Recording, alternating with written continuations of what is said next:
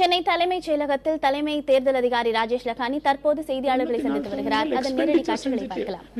அதிகமா செலவு பண்றதுக்கு வாய்ப்பு இருக்கு, அது கொண்டு வந்திருக்கோம். அதுல கிட்டத்தட்ட ஒரு சுமார் 25 தொகுதிகள் இன்னும் ஹைப்பர் சென்சிட்டிவ், அதோட அதிகமா ரொம்ப அதிகமா சென்சிட்டிவ் இருக்கு, அது கொண்டு வந்திருக்கோம். ஸோ அந்த தொகுதியில மட்டும் ஏற்பாடு பண்றதுனால நீங்க லா அண்ட் ஆர்டர் சென்சிட்டிவ் நம்ம அப்சர்வரோட கலந்து ஆலோசிக்கும் போது அவங்க எண்ணிக்கை குறைக்க சொன்னாங்க, குறைச்சி இந்த கேட்டகரியில எண்ணிக்கை கூட்டியிருக்கோம்.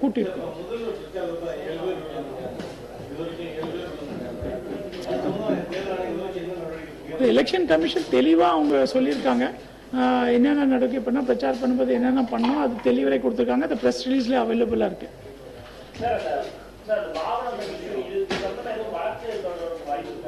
எதை பத்தி இங்கே அரெஸ்ட் இல்லைங்க, வாக்குப்பதிவு இயந்திரங்கள் மட்டும் இல்ல, அனுமதியின்றி நிறைய எலெக்ஷன் பொருள் அவங்க வண்டியில சீஸ் பண்றதுனால வழக்கு பதிவு பண்ணியிருக்காங்க.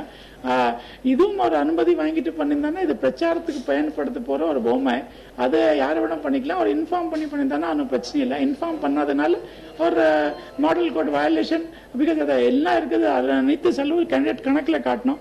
இது கேண்டிடேட் கணக்கில் காட்டாதனால ஒரு வழக்கு பதிவு பண்ணியிருப்பாங்க.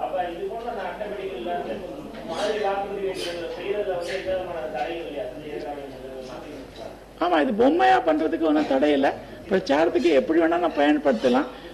ரெண்டாவது அவங்க பிரச்சாரத்துக்கு தயாரித்த ஒவ்வொரு பொருளுக்கு அனுமதி பெற்ற செலவு அவங்க செலவு கணக்கில் காட்டணும். செலவு கணக்கில் காட்டாத பட்சத்தில் அவங்க மேல எம்சிசி சட்டப்படி ஆக்ஷன் எடுக்கப்படும்.